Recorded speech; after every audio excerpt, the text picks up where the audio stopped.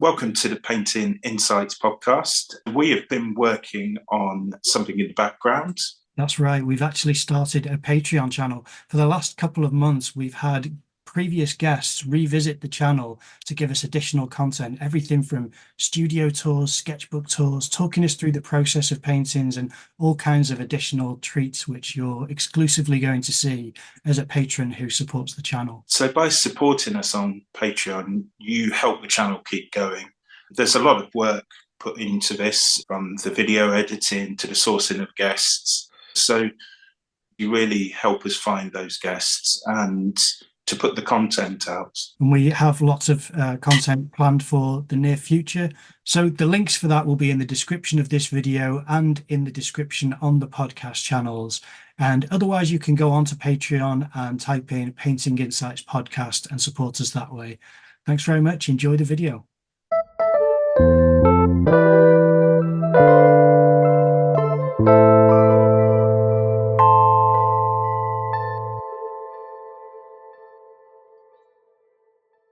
Would you mind introducing yourself for the audience, please? Yes, my name is Nikke Naeme, or Nikke Naeme, or however you want to pronounce it. I'm an artist from Amsterdam. I just started out a couple of years ago, and that's me. So a couple of years ago will have been during the pandemic.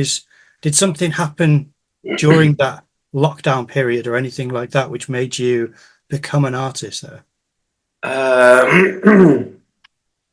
Yes. Yeah. Well, it's a matter of definition when you become an artist, or when you are the artist, or never will be an artist. But I kind of made my living out of making art during the pandemic. Yeah, I had two jobs at the moment. At that moment, I was a social worker, so I worked with kids part time, and I was also a musical repairman. I did repairments for woodwinds and brass. So I made saxophones and clarinets and flutes, etc., etc. And during COVID, all social activities went down. Don't know if that's the correct way to say it. All clubs closed. So that was a big part of my living. So I got more time to develop other skills, and I started painting. That's the very quick summarization of what happened. So would you make art casually before a couple of years ago, and then from about 2020 or 2022, you started to really push your development of art practices? Is that what I understand to be right?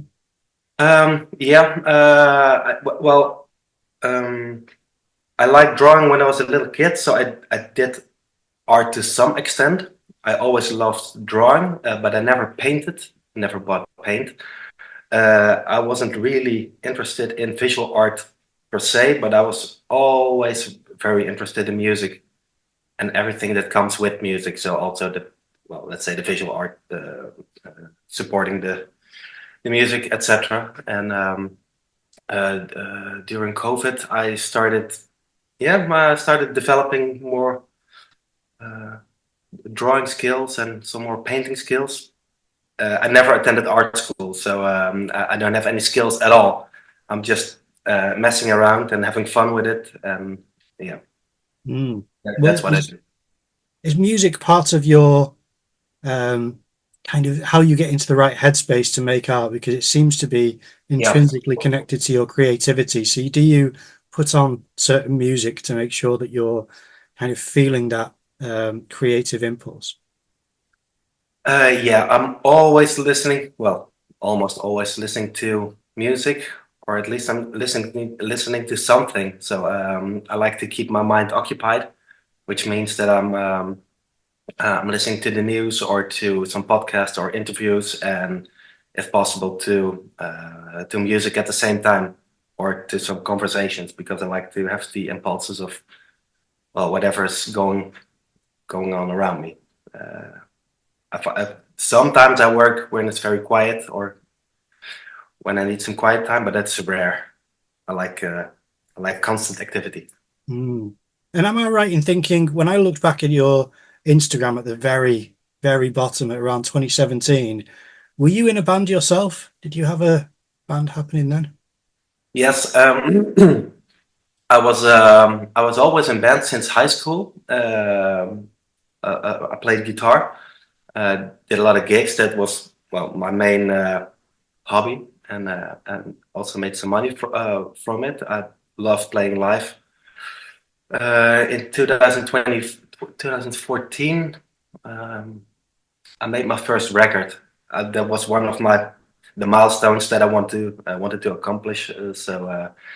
Um, what can I say? It meant that I had to make my own studio. So underneath this house, there's a big studio. We excavated it. Took me a lot of energy and a lot of time, but we made it. We excavated it. Well, yeah, you can see it right now, but it's kind of big. And in the meantime, I was studying some studio technique and acoustics, and we wrote the songs. And when it was all finished, we started recording the songs. I started mixing it, and I never did that before, but I really, really wanted to do that. And when the project was finished, we released it on a vinyl album, and that was my my accomplishment for myself. Yeah. Yeah. And with the band, we toured a bit, and we did great shows. Was fun. Do you still practice with a band, or is that they all moved on? I kind of stopped. Well, I didn't really stop doing music, but it's on a. I do it rarely right now because I'm the visual artist. Artist taking so much of my time and my energy, and also my creative output. That I don't make music a lot, and I used to play guitar for like every day, or do some drum computers or synths, or play piano or whatever. That's something from the past right now, but it will come. Yeah. Is there a similar? I always wonder if there's an overlap with people who make music and then make art. If there is any kind of overlap that you can see between how you used to practice music and how you practice art. Is there any similarities you can find? Oh, yeah, absolutely. Well, there's a lot to say about that. It's an extension of who you are, right? So whether you play the drums or guitar, or piano, or trumpet, or you make paintings or whatever, it's an extension of you're expressing yourself. So when I look at my visual art, it's kind of it's very intuitively, it's kind of raw, it's fast, it's always it's a lot of cutting and pasting, making collages and stuff. But that's for us to some extent. It's the same for my music. I'm not really a skilled musician, but I just do a lot and I play a lot, and I like to work with certain vibes and do what comes at the moment and what sounds good, what feels good. I like to make art, make sound collages, and do some cutting, pasting, putting things in reverse, playing with old stuff, new stuff, combine them. It's like screwing around with music, and I like to screw around with paint or with ink or whatever. So that's how I work. Yeah, I like the skills, so I try to do with what I can, and I make my, don't know how to say that, my minuses, my downsides, or whatever. I try to make that my.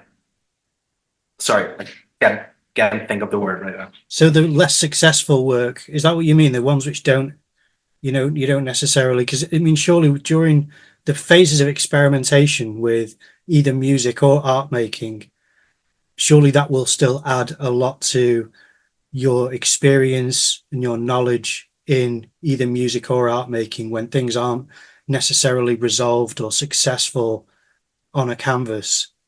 Does that still add to the motivation and the momentum of what you're doing? It's my lack of skill that's become my that's my tool. Mm. And was that the question? I'm sorry. I did. I mean, to an extent, yeah, because I wanted to really get to know what you meant on that last point. So that's true. You did clarify that. But I am wondering as well, during the stages of experimentation, Mhm.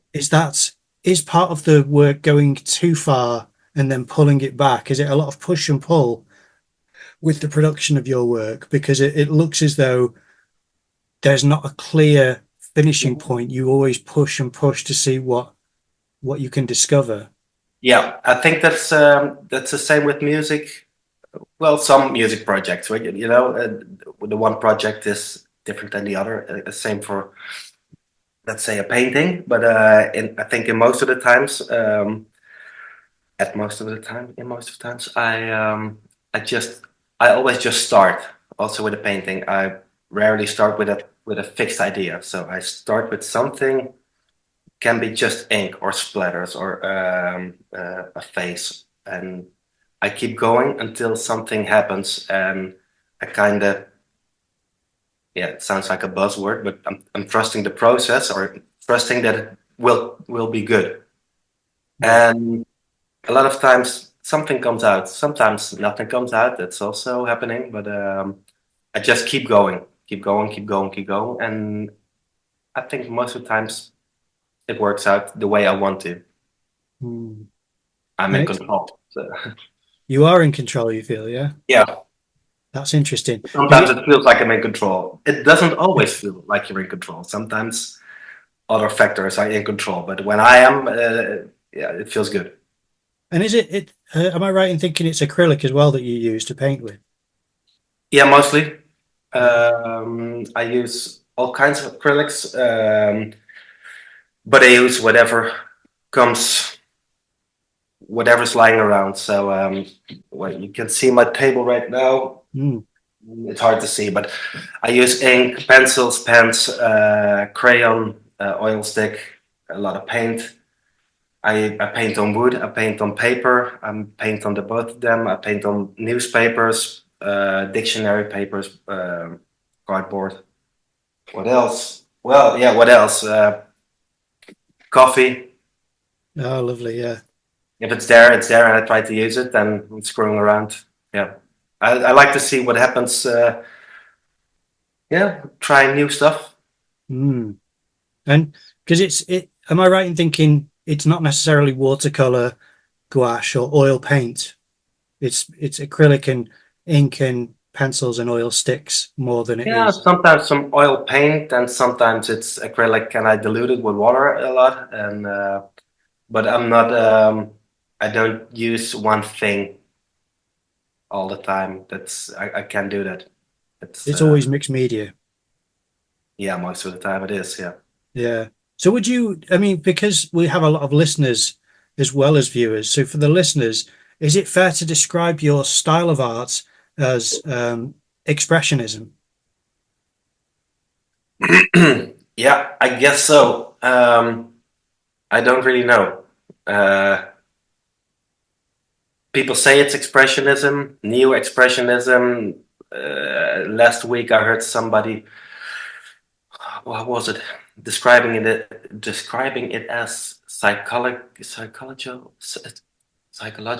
expressionism. Whatever. I think it's fair to say, yeah, but I don't know. Yeah. Like I say, I attended art school for one day, and that was enough for me to know that wasn't the place to go. I don't know a lot. No, I just thought as a general rule for any listeners to know Yeah. what territory we're covering. And my understanding is that is very impulse based as opposed to Yeah. being a solid process. You have to kind of react to what's just happened and move with every kind of improvisation, really. And it's Yeah. very much based on your kind of being focused in that moment and capturing that moment. How long do you spend on sessions painting? Is it long sessions or do you do several short or depend on the painting? Hmm. It depends on the day. I think normally I work for hours, sometimes, well, almost a day or a night.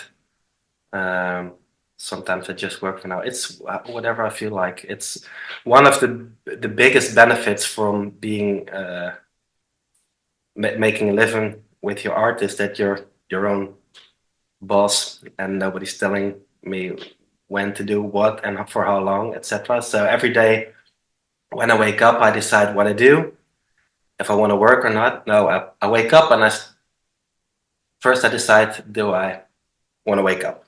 Do I want to live today? Yeah, I want to live. Okay, let's say yes to living.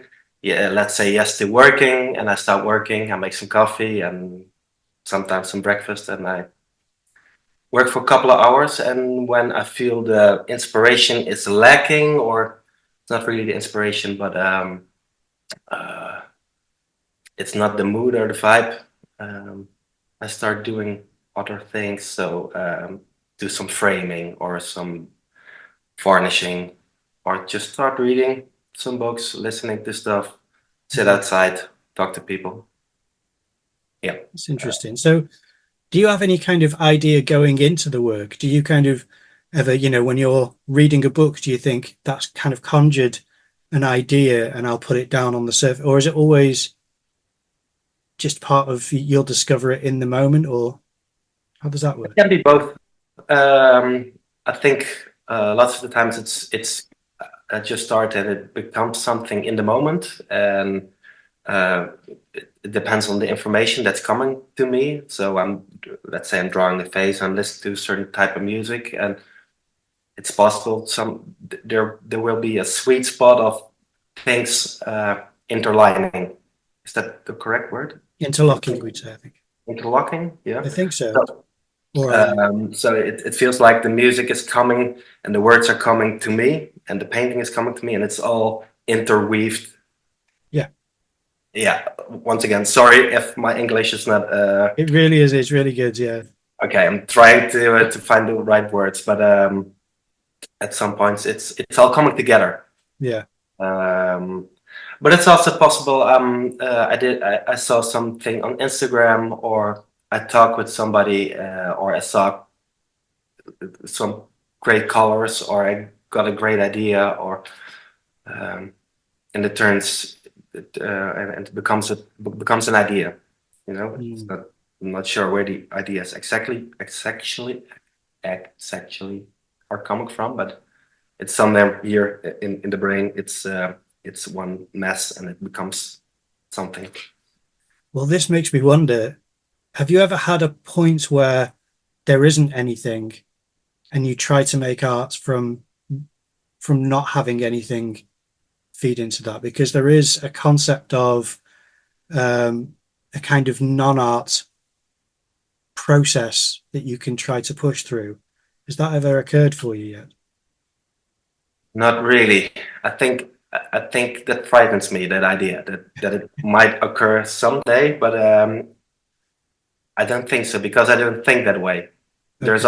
There's always something. It's possible I'm not in the right mood, or that I'm painting or creating stuff that I don't like, and sometimes I just have to work through it, and sometimes I just have to stop it for a moment.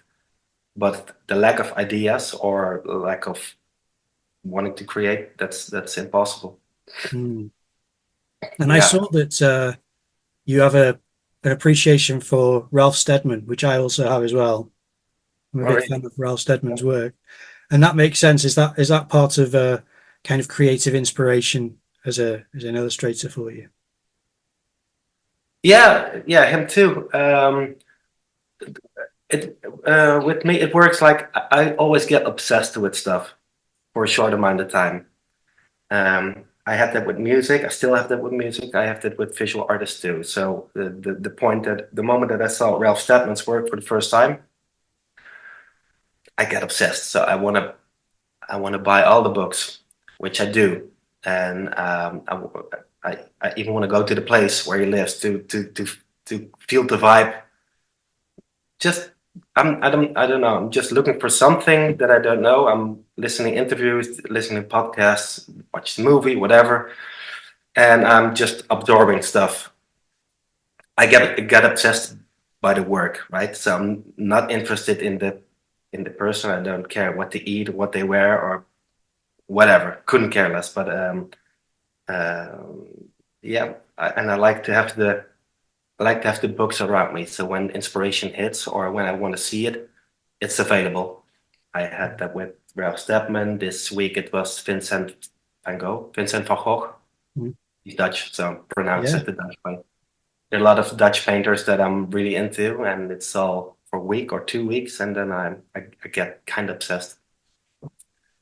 Yeah, so that can be in all kind of ways. So it's about sometimes it's composition, sometimes it's the color, sometimes it's the idea of the painter. So when it comes to Vincent van Gogh, I'm really interested in the guy, the way he thought, and I want to comprehend it. Yeah. So that's a part too. So to some extent, I'm also interested in the person. If the person is interesting enough, but that sounds weird. If I find the person interesting, I want to know how his brain works. I want to feel that mind.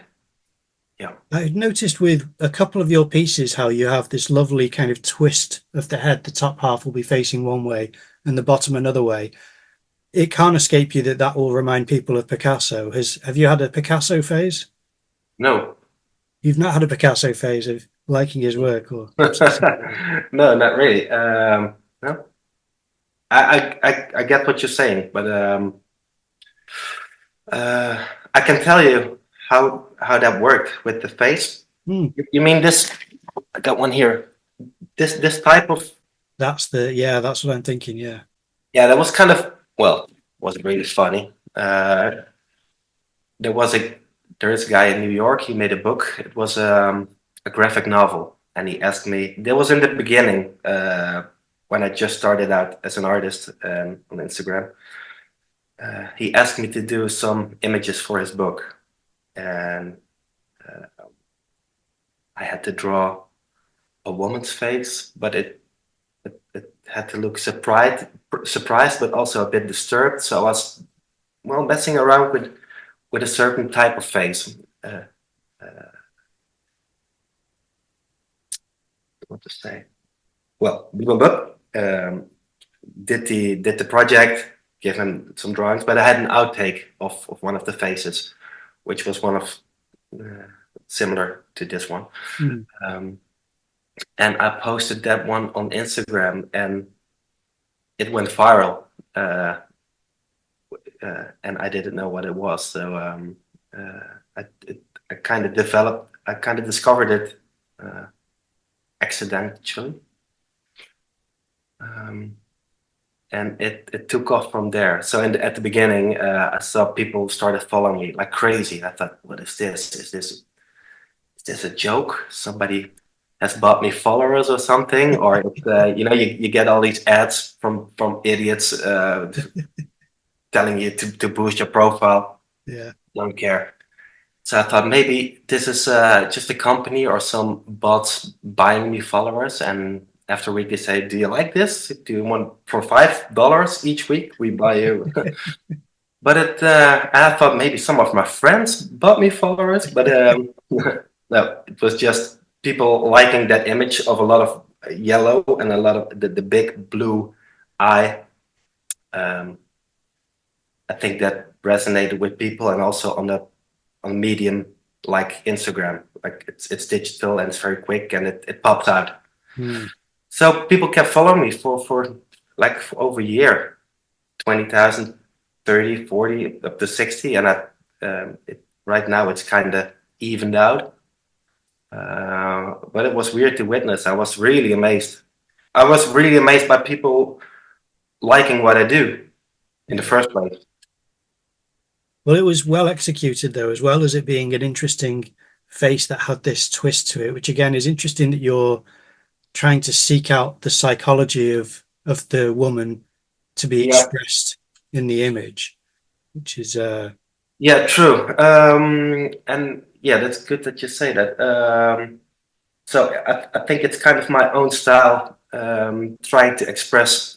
I'm always trying to paint inner people, the inner world, and also the flaws and the doubts and whatever what we are experiencing as human beings, and all the struggles that we experience every day, and combined with with that project, it kind of went.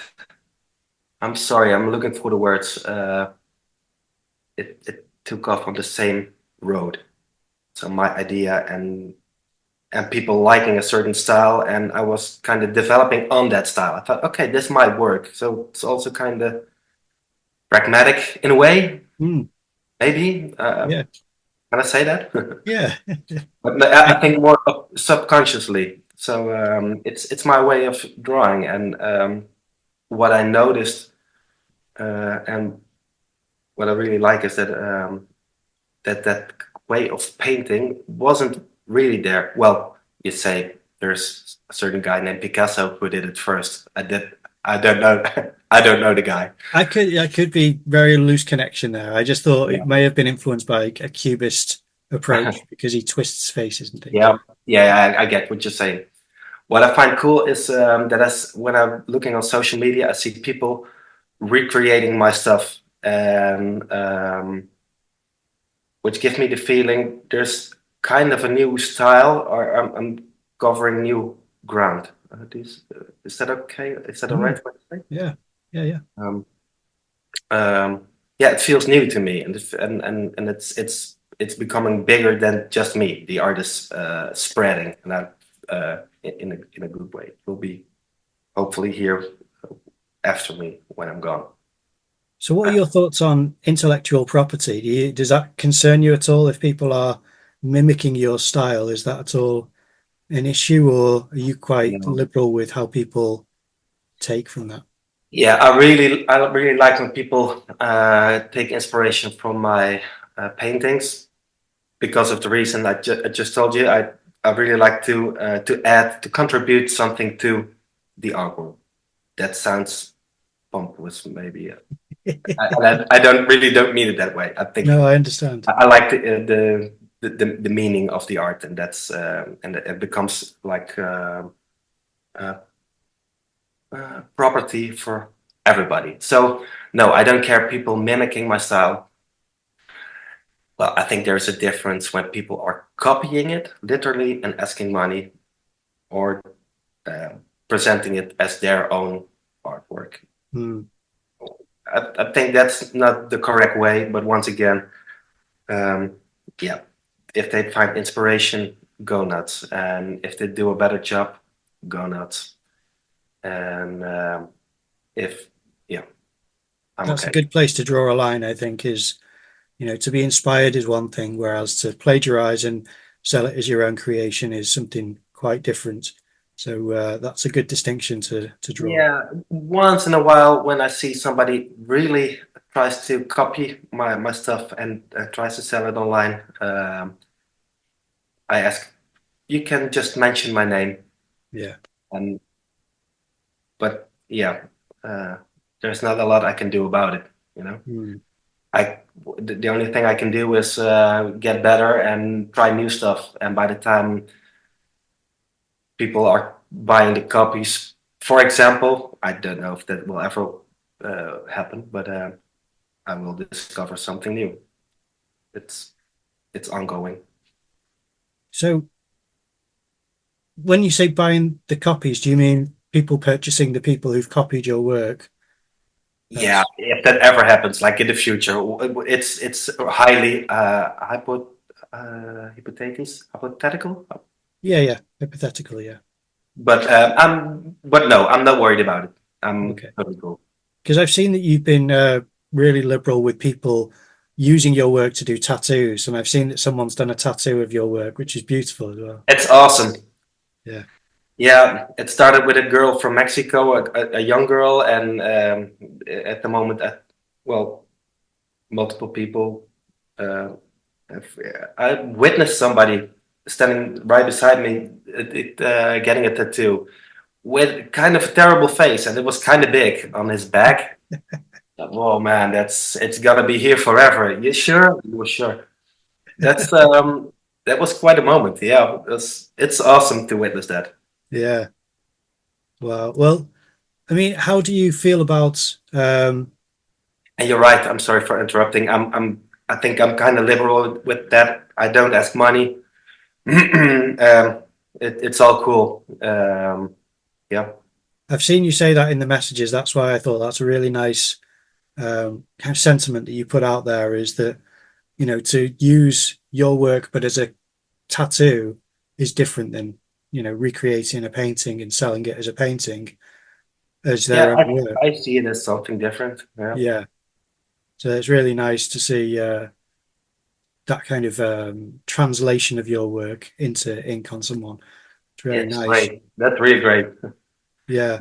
It's nice that it does translate, but your line work is really interesting. I think that's another aspect of your work, which probably, I mean, I'm just speculating, could have helped the viral moments, is that that piece that you mentioned that went viral has this lovely line work around it as well to accentuate the character, aside from these amazing colors and character that you've injected into it.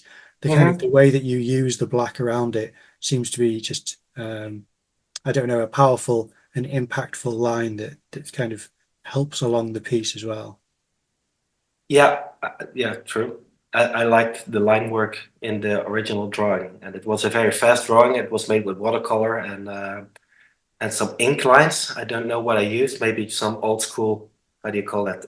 An old school Calligraphy pen or something? Yeah, way to Oh, a wait, dip pen. a dip pen. Yeah, that's the one.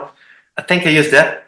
So Yeah, it gives very sharp lines, and I like square lines, not yeah, too round off. But so I was just messing around with that, and thank you. I like the line work too. yeah. It's really nice. I saw that you've been practicing a bit of figure drawing or life drawing. That's something that you tried recently. Yeah, I attended some figure drawing, which it's not a class. It's just somebody posing, and you get an hour and a half to draw a male or a female figure, Yeah, which was very, very hard. And just stating for everybody that doesn't know me, I think most of the people, I'm not a skilled artist. I can't draw. I can't really paint, and drawing in a live situation, it's very hard for me. Yeah, but I want to learn, but it was tough and yeah, very confronting. It's confrontating. That's yeah. confrontating. Okay. I'm not sure what. See, I hesitate now because earlier on, when you were saying something, I said interlock and it was wrong. It should have been a line, but I should have said to you before. So I'm hesitating to say which word is best for what you're trying to say now. Um, but I know exactly what you mean because I do life drawing. I've done it a few times this year. I've done it Mhm. loads years ago, and I still find it very difficult because this year I've been attending life drawing sessions where they will say this is a 1 minute pose, and you have two models to draw Mhm. at the same time in 1 minute. And part of me still panics to think, what's my first move, or what's the best way to try and get something on the surface Mhm. that I want to look at after 1 minute, you know. So it's very challenging, really. It is, and I never took classes, so I don't know where to start at Yeah, all. yeah, And everybody, it's like, okay, you get a minute and a half, draw this pose. Everybody's starting out at the, well, where do I take a pencil or a crayon or how do I frame this? Well, yeah, yeah. I guess I need some classes. See, I'd be interested to see you do that type of session, but to do it either with ink or something you're comfortable with, and to Hmm. take ownership over the style as your style interpreting the pose would be really interesting to see, because I can see that you're doing it to do a more classical approach, and I'd be interested to see what happens if you, instead of the classical approach, do your own style and see where you get to Oh yeah, interpreting the pose, you know. I think that's what happened the first time. It's somewhere on my Instagram in my stories too. Okay. Um, I started out with just dictionary papers instead of white Hmm. A3 or A. Well, and I had some crayons and some stuff lying around, and I took a bit of a weird angle really up close, which was weird too. I think I was just looking for something different. And after 3 or 4 poses, I thought it was very hard, and I got kind of bored. And I'm not bored. I was, uh, I think it was too hard for me. So I started drawing people in the class next to me, or the room, or whatever. Yeah. But, to feel a little bit good about myself. It's there somewhere, so you can look it up if you want to. But I tried to give it my own approach. Yeah. Yeah. Well, I mean, it's all credit to you for doing life drawing, or figure drawing, I should say, because that's how you call it. It's a really challenging endeavor, and I think it's really worth it, even though it's exhausting, because afterwards you'll feel depleted. And I feel as though it's going to the gym, because I'll be, tense and panicking and trying to really work out my thought process of doing it. But it's always rewarding, I think, to know that you've run the gauntlet of the different poses and tried to interpret them in your own way. Yeah, okay. Yeah, that's a good comparison, I guess. I prefer the drawing over the gym, but it can be, it's an experience. Yeah.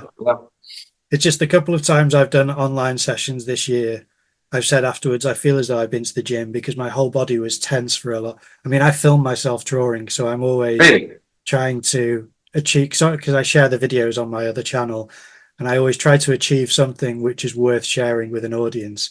And it puts the pressure on, it makes me tense, but it always makes me drive to have something worthwhile afterwards as well. Is that nude modeling what you're drawing, or yeah? And it's you can make a video of yourself. That's allowed. I get asked permission for the models, and I sometimes pay more so that I can publish their image as well. Okay, yeah. On a different, because you can't publish that on YouTube, but you can publish that on Patreon. So things like that are an arrangement that I do with the model. Very cool. But yeah, I think it's really interesting. I really encourage people to do it, and I admire anyone who takes that on. It's a great way to do it. Now, a friend of mine talked me into it, so she asked me for multiple times, and finally I said, okay, let's try this, and I liked it, but I really needed a kick in the butt with 2 feet. It's worth it. Yeah, good for her. Yeah, oh, well done, and good for you. Yeah. But yeah, I was just going to say, this may not be relevant to you, because I interviewed an artist recently called Itaru Shimamura, and there's kind of a loose overlap. I think I could put you both into a category of art making, and you're closer to each other than some of my other guests. So, and when I asked him this question, it wasn't relevant. So for you, it may not be relevant either. Do you have a color palette with paint? Do you have preferred colors that you'll purchase?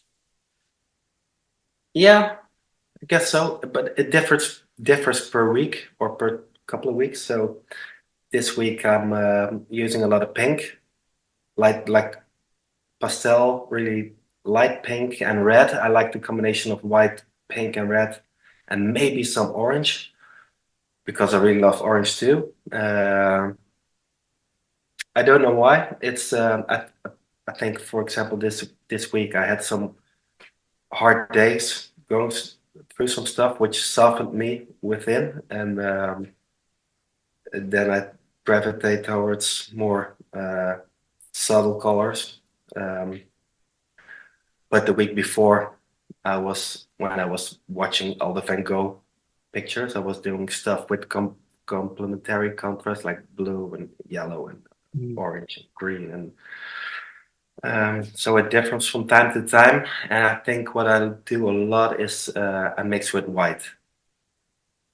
I don't know what other painters do, but I see myself mixing with white a lot of the times to give it a little bit more softer touch. Yeah, I think that's my palette. Besides that, I love all colors. Maybe not purple, but yeah. I love orange. That's my go-to, I guess, for just for little things. And do you have preferred tools Do you always use a brush, or do you use palette knives, or do you have I use more? palette knives most of the times. Yeah, Sometimes, like today or yesterday, I was working with brushes, but I prefer palette knives. Yes, and I use my fingers, and I use the back of my brushes, and uh, I like to use all stuff that's not meant to work with. So not really tools. I just see what's lying around. I can show you one. yeah. It's all in here. And, really quick. I use these ones, Oh, perfect. That's really nice. and I also got big ones for when I'm doing like really big works. But yeah, they're flexible and they're cool. Works very easy. It works very fast. It works very intuitively for me, and it's hiding the fact that I can draw or paint. And when I use brushes, yeah, well, this is between you and me, right? But but when I use brushes, you see the lack of skills more. And with I think with the palette knives, it becomes a style I see. in a way. Yeah. Once But again, sorry for the lack of my vocabulary. I hope it translates yeah, no, well. yeah, I know what you mean. The style will speak through palette knives quicker than a brush because of Yeah, what and it's my lack of skills that's that you don't see with the palette knife. yeah, This is so raw and so yeah, how to say it? expressive. It's so expressive and so big. So it's yeah. When I try to do some details with a palette knife, it's impossible to do perfection, Yeah, which is good. it I don't offers care for perfection. unpredictability, doesn't it? Really, I'm sorry. it offers more unpredictability, doesn't it? It kind of Absolutely, same as with watercolor or whatever. It's I really like when it's unpredictable, yeah, and that's good you say it because it's maybe nice to tell. I like to make stamps. Uh, Very simple. So when I have a piece of paper, I work from the tube. I paint a picture on the paper and I stamp the paper on a different paper. So I get a mirrored perspective. And one benefit of that is it's unpredictable and it guides my mind or my thinking in a way I didn't predict myself. So when I make music, you're always, or a lot of times you're working with somebody else. You're toying with ideas over and going back and forth. That's harder to do when you're painting by yourself. So I try to develop skills to do some back and forth thingy on my own. So I create stamps. I see the mirror perspective, and it's always different than what I thought it was, and I work from there. wow. So yeah, I understand that now. That's for the listeners. It's kind of like you mean pressing one page onto the Yeah. other to get the mirror perspective. Yeah. Yeah.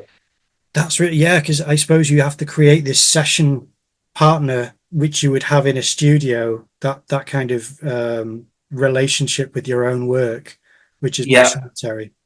I get bored and almost annoyed by my own work when it's too predictable. If I'm painting what I'm thinking, same with music, I almost always detest it. So I like to see something different that I didn't come up with, but maybe my subconsciousness or whatever, or some random event. I prefer that over what I'm think of myself. That has to be hard to recreate constantly. You can't recreate it. That's the best part. Yeah. It's about doing it now and not recreating it, and keep doing that. Yeah. I love that. Yeah.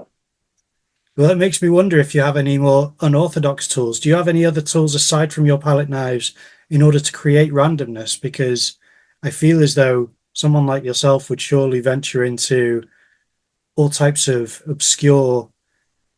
Yeah. So, for example, I use this one a lot. you can explain it to the. A bottle of, is it water? Yeah. It's just water spray. Yeah. Yeah. So when I'm drawing something, for example, with a brush, and it becomes a face, and it becomes a face that I don't like, I use the water. What's Yeah. it? The spray. Water Yeah. The spray, spray yeah. bottle. Yeah. And see what happens. Or, for example, and Yeah. I don't know if I have any other unorthodox tools. Yeah, I'll use some masking tape, but that's not really unorthodox. It just, I don't know.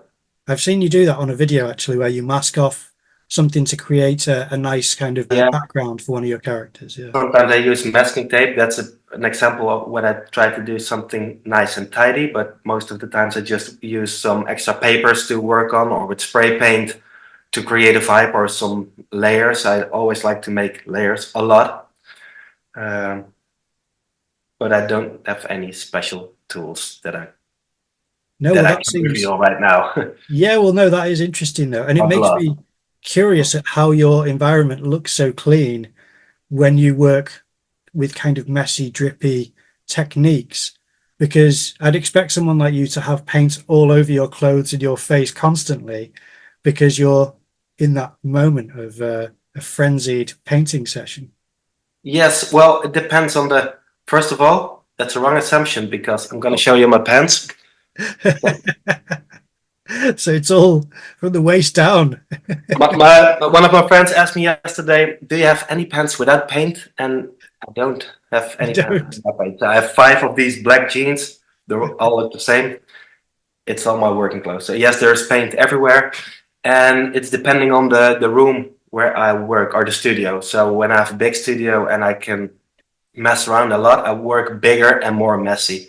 At this point in time, I have a little gallery studio in the center of Amsterdam, and I try to keep it as nice as possible, as far as I can.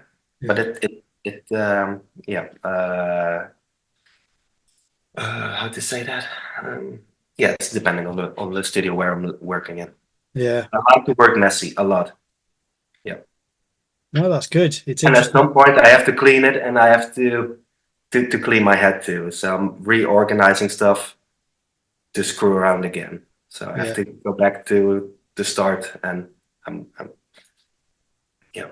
Here's a question. Cleaning this room, it's messy within 30 minutes. Oh, really? Immediately. Yeah, and this is the place where I live. So I work at multiple spaces in multiple spaces. But okay. I had something just occurred to me. Have you noticed any kind of direction since when you started making art more serious and concentrated, and then where you are now? Have you seen a direction that your art is taking? Can you kind of see a line that you're following and project where you might be heading? Can you see more abstraction entering your work, or can you see more figurative or more texture and noise or anything like that? What do you see? Yeah, that's a good question. Sometimes it feels like the stuff that I'm doing right now. So the faces with the big eyes feels like I really love doing that, but it also feels like a simple go-to, and I try to stay away from that. So I hope. Well, first of all, there's so much to discover. So I'm sure something new will happen sooner or later. I think sooner. And I think that's in a more figurative way and also more abstract way. Yes, I'm also looking for more, not only the face or the head, but more bodies. I'm looking for more storytelling too. Yeah, it will be there. And I think very soon too. That's exciting. Or I incorporate it in the style that I already have, right? So and it's also a matter of what I get inspired by, or which artist inspires me at the moment. But there will be development for sure. Yeah, I don't doubt that at all. I can see that it's constant experimentation and kind of. But it's hard to tell where it's going exactly. I can't tell you. Yeah. Sorry. But yeah, no, it just occurred to me that you will have seen a development in your style from when you started to now. So that will be something which over time you'll be able to map out in an interesting way. Absolutely. And I think Instagram really helps you with seeing the timeline. When I started 3 years ago and where I am now, it's a day by day. What's the word? Process. Process and visual. I don't even know the word in Dutch, but you can see it day by day what's happening every day. And it's fun to see and to collect those memories and those ideas. Yeah. Now, have you exhibited anywhere? Have you had your work in a gallery? Yeah, I did. I did one exhibition which was really fun. That's when I think I was painting for a year or two, and I just got my studio in Amsterdam, and I just like to say yes to a lot of stuff, even if I'm not really sure. So somebody offered me a studio space, and I said yes, and I was there working all night, and during the daytime. Sometimes I just visited the studio, the city, and I visited some galleries, and I think within a couple of months there was a gallery. It was called the Go Gallery in Amsterdam. They offered me a solo exhibition, and I said yes to that. And I wasn't aware of the impact that such a show would have. I didn't have any idea, and I didn't know it was such an established name. So I was kind of laid back, but okay, fine, let's do this. But later I discovered that it was kind of cool to have a solo exhibition in the capital, but I wasn't really aware. Yeah. But it was a fun thing to do, and at that point I was already making a living doing art, so I didn't feel the need in a commercial way to do an exhibition. But I thought it was fun for the experience, and it was what I really liked was to see all my work hanging nice and tidy on the walls, and it was telling one story. Somebody helped me organizing or picking stuff from my work and tell that story, and it was lovely to see. I didn't know that note before. When it was there, I saw it, and it was cool. So did you see how they curated the exhibition? Were you there when they actually hung the pieces together and heard why they were pairing them together? Yeah, I did myself, but with the help from a friend who did that creation, and also the visual, the designing of the room, which is something I'm not good at. So somebody else did it. It was awesome. Yeah, and they let me paint the windows in front of the gallery, and they let me paint a big door inside of the gallery. So I got a lot of freedom to work with, and I love freedom to work with. So I'm always looking for the boundaries, and if possible to go over the boundaries. But yeah, this is what they gave me, so I used it. It was awesome. Yeah, really loved it. And since then, have you not exhibited since then? Is that your one experience with a gallery, or have you done work in galleries since? Yeah, I did some minor things, but no, not really. No, and it's not that I'm not interested. I would love to do a gallery show in New York, for example, or if they offer me a show in Tokyo, I want to go, or Berlin. But at this point, I'm just doing what I do, and I'm kind of waiting for the moment that something happens. But yeah, I'm not really looking for it actively. But if it will happen, it will happen. And if it doesn't, it doesn't. It's all fine. Yeah. And I'm wondering as well, with you saying that you're making a living making art, is it sales through your website or is it sales through Instagram? How are you making a living making art? Yeah, both. Both. Yeah. So Instagram is my main shop. I see it as a shop. You know, I talk to customers, and I have to rearrange the stuff. I have to come up with new stuff, and have to do my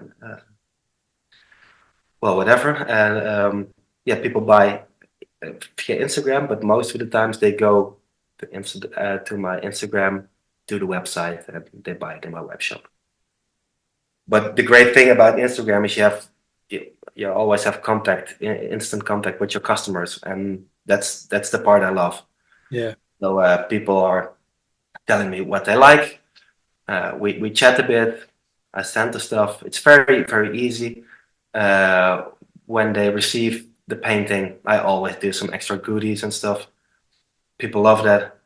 They hang the piece. They send me photos. Makes me happy.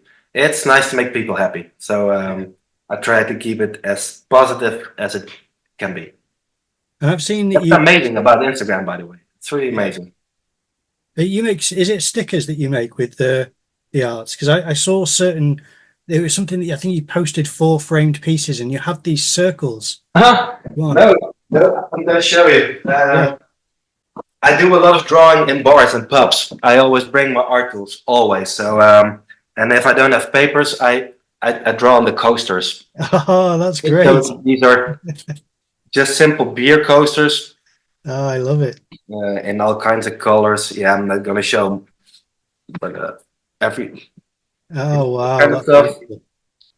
And yeah, like I said, I'm not the best painter in the world, but I'm highly prolific. So I make lots of stuff.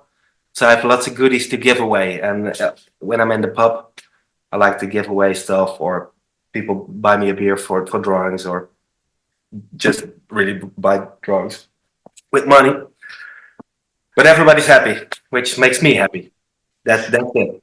I feel as though it's more important that you have an instinct for what works, because you can see with the mark making on those coasters, you have a sense of the balance of where things sit comfortably on there, just by the feeling. You know, it's not imbalanced, it's not kind of weighted on one side more than the other. So you have a sense of, you've naturally got an instinct for composition, which training, you know, may offer you things, but I think that what you already have naturally is probably more valuable than any training can offer, because you seem to know what you like and where to leave things, which is really important.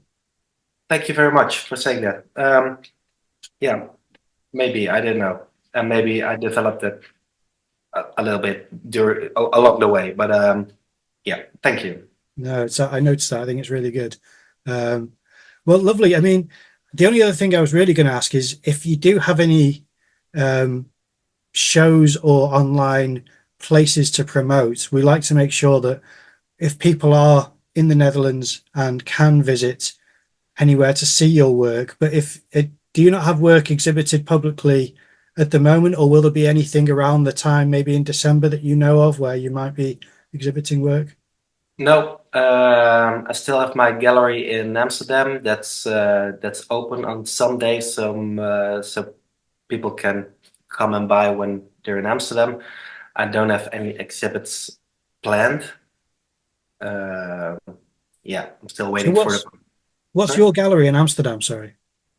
It doesn't have a name. It's just my name, Nikke Naeme. It's on the Museum Square, which is awesome. It's right next to the Van Gogh Museum and the Rijksmuseum, Stedelijk Museum. That's the city museum. Yeah. Museum. I don't know it translated. It's I was lucky with a nice spot over there, and yeah, people can see my work over there, but no exhibitions. I'm waiting for a call from New York to go there. Until then, come to Amsterdam. Yeah, well, hopefully someone from a New York gallery will see this and reach out. Maybe I would like to promote my music on Spotify, because I do that too less. I wrote some songs that support my visual art. It's well, in short, it's about it's a lot about mental illness and psychiatric struggles. It's some cutting and pasting music collages that I made using interviews from the 60s with people struggling with psychosis. And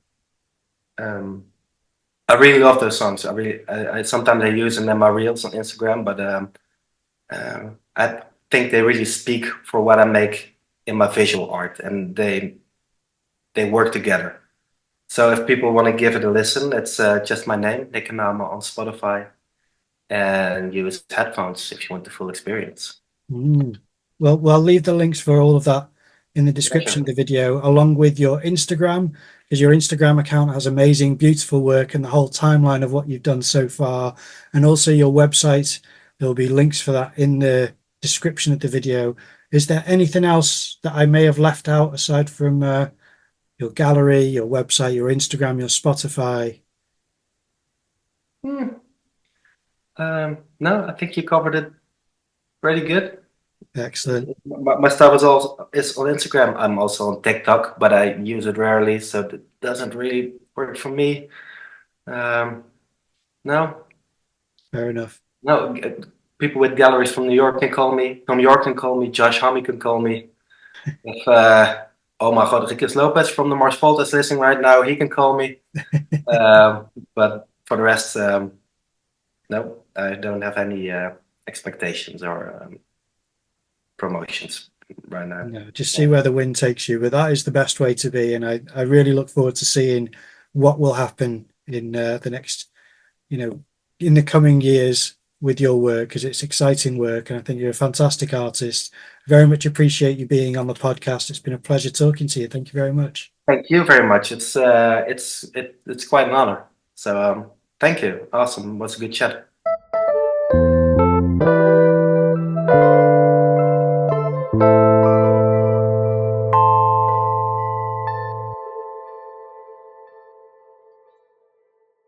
Well, we hope you enjoyed that episode. If you can support the podcast by leaving a like or a comment down below, that would really be great. But what we'd really like is if you're able to leave a review on the podcast channels, wherever you listen to it or download it, because that helps us get spread around the internet so that more people have access to us and able to see what we're making. Also follow us on Instagram, and we'd really appreciate it if you like and engage with our posts. Help get the podcast better known. Thanks for listening.